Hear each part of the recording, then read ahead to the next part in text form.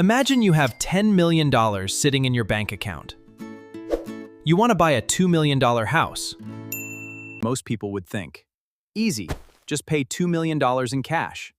But many wealthy people may do something completely different. They borrow the money. They may borrow millions even when they already have millions in the bank. Why? Are the ultra-wealthy just avoiding spending their own cash? Or do they understand a financial rule most people miss? Today, we examine how the wealthy use low-interest debt alongside appreciating assets like real estate and equities, but copying this leverage strategy without a solid asset base carries massive downside risk. And stay until the end, because the final concept explains what wealthy people are really trying to protect when they borrow money. Number 1. Rich people think about assets, not just cash. Most people think about money like this. Money comes in, money gets spent, money disappears. Wealthy investors often think differently. They ask, what can this money do if I keep it invested? Imagine you have $1 million invested in an asset. Instead of selling that asset to buy something, you use the income it generates instead. You might consider borrowing against it, depending on your financial situation, the asset, lender, and applicable rules. Because selling the asset could mean giving up future growth. Selling can also create a taxable event. So instead of immediately selling, they may borrow. But remember, borrowing isn't free money. The borrower still has to repay the loan, usually with interest. Number 2. The difference between good and bad debt. Not all debt is automatically bad. Imagine you borrow $20,000 to buy something that loses value immediately. That's one type of debt.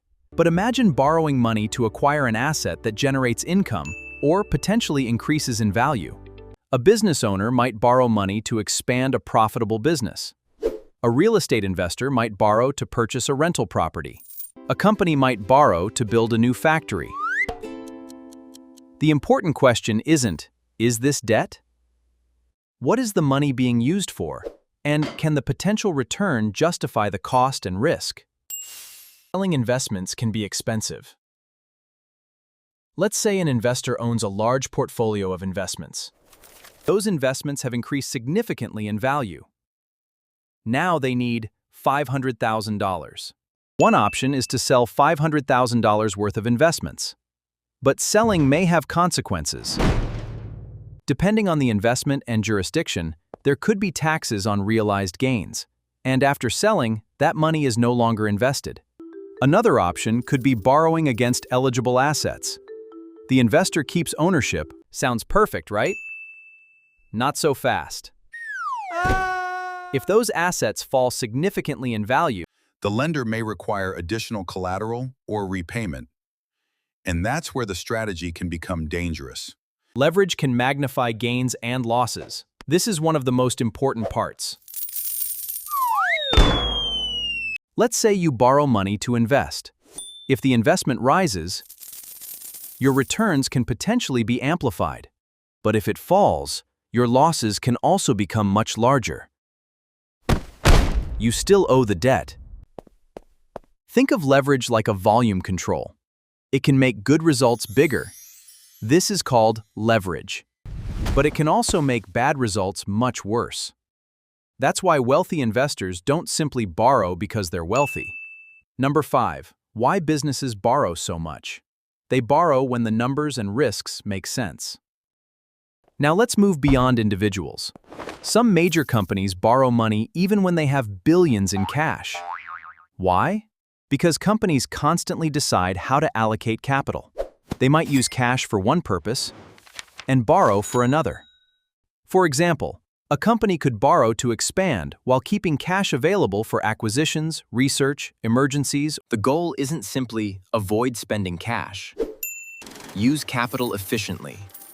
That's a much more sophisticated way of thinking about money. Number 6. The rich often care about cash flow. Here's another major difference. Someone earning $3,000 a month might think, can I afford this payment? A wealthy investor may also ask, what cash flow does this asset produce? Imagine a rental property. You borrow money to purchase it. The property generates rental income. That income may help cover operating costs. If everything goes according to plan, the property could potentially appreciate over time as well. But there are no guarantees. Property values can fall. Tenants can leave. Maintenance can become expensive. Interest rates can rise. And debt payments don't disappear just because the investment performed badly. Number 7. Why keeping cash can be powerful. Cash isn't just something you spend. It can provide flexibility. Imagine a business has $5 million in cash. Suddenly, a major opportunity appears. Maybe another company becomes available for acquisition. If the business has already spent all its cash, it may not be able to take advantage of that opportunity. But if it maintains liquidity, it has options. That's why wealthy people and businesses often care about liquidity. Having accessible capital can be valuable. Number 8. Borrowing against assets. You've probably heard about wealthy people borrowing against their assets. They may be able to use them as collateral for a loan. The lender provides cash. The investor keeps the underlying assets. But the loan has interest and repayment terms, and there's a major risk. If the collateral falls significantly in value, the borrower could face additional requirements or forced selling. So this isn't some magical trick that makes debt disappear. Number 9. Why ordinary people should be careful. Here's where I want to make something very clear. You shouldn't watch this video and think, "Rich people borrow money, so I should borrow as much as possible." That's exactly the wrong lesson. Wealthy people often have something that makes their situation completely different. Assets. A person with $50,000 in assets and $100,000 in debt isn't in the same position as someone with $50 million in assets and a $5 million loan. The numbers matter. The interest rate matters. The cash flow matters. The collateral matters. And the risk matters. Debt can help build wealth, but debt can also destroy wealth. So the next time you hear, "Why would a rich person take a loan when they can afford to pay cash?" Remember, they may be thinking about capital, assets, cash flow, taxes, opportunity cost, and risk.